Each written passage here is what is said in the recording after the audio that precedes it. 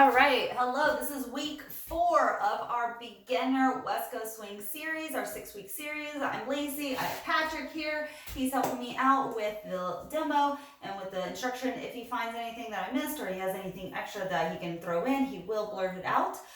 This week we went over inside turns and outside turns. Inside turns and outside turns. We already kind of started off with that information with, like, say, the right side underarm. So the leader smacked their right shoulder, followers are going that way, and when we walk forward, you bring your wrist across the follower's midline and up and over, right? And that causes a follower to rotate around, right? That's not technically called a spin, but it is a turn because I literally turned around. With inside turns and outside turns, we're still using that same process, except we're adding in what's called a prep. A prep just means action creates a reaction.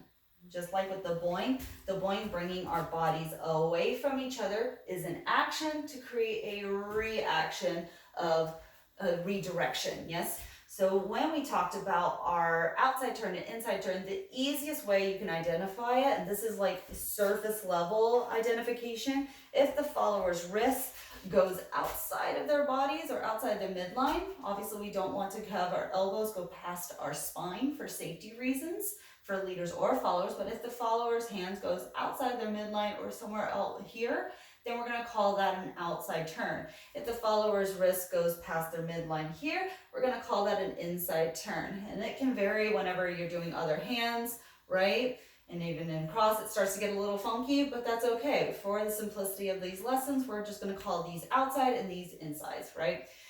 We went over the easiest way to get started into an outside turn is through our whip. We did a reverse whip. Remember last week, we went 1, turn 2, absorb 3 and 4, rotate 5, 6, 7 and 8, right? That was our reverse whip. Sorry, I didn't tell you.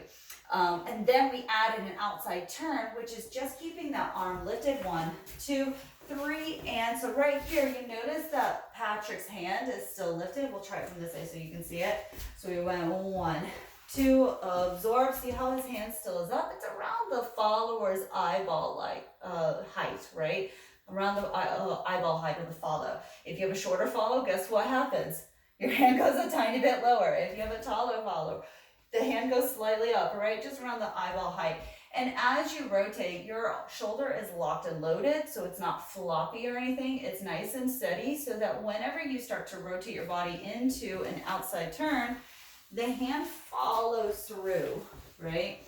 If you were to be loosey-goosey, if any of us were loosey-goosey in that space and not having armpit space, then when you go around to do the turn, things kind of get muddy and it doesn't get very clear, right? And that's why we really want to focus on having that armpit space so that we can have what's called frame. We talked about that a little bit.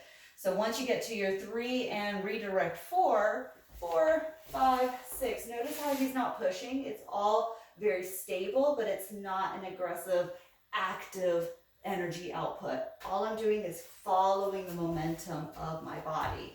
As a follow, if you need the cheat code, and it doesn't make you dizzy, so we went 1, open 2, 3, and 4 is our redirect. I just kind of stare at my wrist, and that kind of helps me, personally, me, Lacey, to not get lost. Because if my wrist leaves me, I will call EMS to address that, right? It won't ever leave me in normal circumstances. Another way you can do these outside turns as a lead and a follow is point your nose in the direction you need to go, right? So whenever we do our right side underarm, my nose is pointed in the direction I need to go. I need to go this way as a follow. He is looking in the direction that he's going, which is he wants the follower to go that way, and he's rotating his body that way.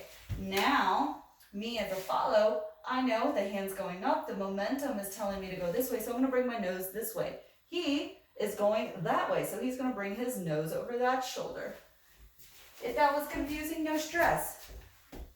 Don't get dizzy is the main thing, but it really does help if you look in the direction you're going, because if you look in the opposite direction whenever you do anything, it starts to get a little funky, right? My body was going forward instead of rotating, and it just gets all crisscross, so look in the direction you're going. That was an outside spin. You can do the same outside technique. such as when you're doing a right-sided pass. So you create this opening as soon as they rotate, which we'll talk more about it with the real whip next week. You have that J hook, and that's fine. But we have these outside turns that can go outside the body on that pass. We have so many opportunities to use this action of an outer side turn, but we really want you to focus on that reverse whip into an exit of an outside turn, right? Just so you can get used to the momentum. And I'll do that with counting. We've got in a 1, 2, absorb and redirect, 5, 6, 7, and boing, right? That was our outside turn. Inside turns, we talked about prepping the follower, so creating an action and reaction. The action for our inside or for our outside turn was this lifting and absorbing through the rotation, right? That action happened naturally. Here we got to be more active as a leader to create that action, right? So we want to create momentum. Momentum is straightforward. And then we want to create a prep or an action by opening up our follower's body. And how do you create that? I want her to do an inside turn, so I've got to open her up. Does that make sense? If I want her to go open, I would want to go across first, right? Still going step 1 forward, then across, and then you can go open. Obviously, there's different ways you can incorporate that. We didn't talk about that, but I want you to have that in your mindset. So in this left side pass, we're doing momentum 1, open 2. This is our prep on 3 and 4. You just create it like a little baby, like child roller coaster. Gently going up, over the head, whee! And allowing the hand to float down with gravity, right? There's no active movement after this point. For the leaders, after you get to your boing 1, open 2, you're gonna bring your wrist towards your face, and if it feels good for you, rotate it so that you're looking at your watch. A normal watch, not my watch, not like a military watch, not like a nurse's watch, a normal human watch, right? And then the followers look in the direction you're gonna go. Anything else we went over? Yeah, so when you're going back for your 1 and you're prepping 2, you're rotating your chest out and leaving a little bend in your elbow. Don't overextend your elbow, don't overextend your shoulder. Make it comfortable where it's kind of like a circle with your body. You're just adjusting your chest out, and that will prep her to move out. And it's not a big movement, it's very slight, and it's not forceful. So you go out, up soft, and down. You're suggesting the direction she needs to go. And we talked about having armpit space, guys. This will be really helpful because we can be like really good doing our normal stuff, like a regular pass, having our armpit space, you know, giving ourselves space. But for some reason, whenever we start to add rotation, people's brain automatically collapse. And it's just a natural movement. Our frontal facing body parts, we're so used to collapsing in on ourselves. This is just our natural, if you're an American, that's what we do. Unfortunately, that's our life.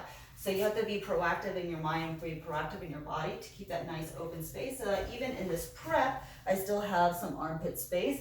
Even in this turn, I still have some armpit space. And even as I rotate out, I have that armpit space. Same with the leader. Yeah. And I think that was like a lot of the technique there. It was a lot of the technique. Cool. Good luck with that. We'll see you in the next video.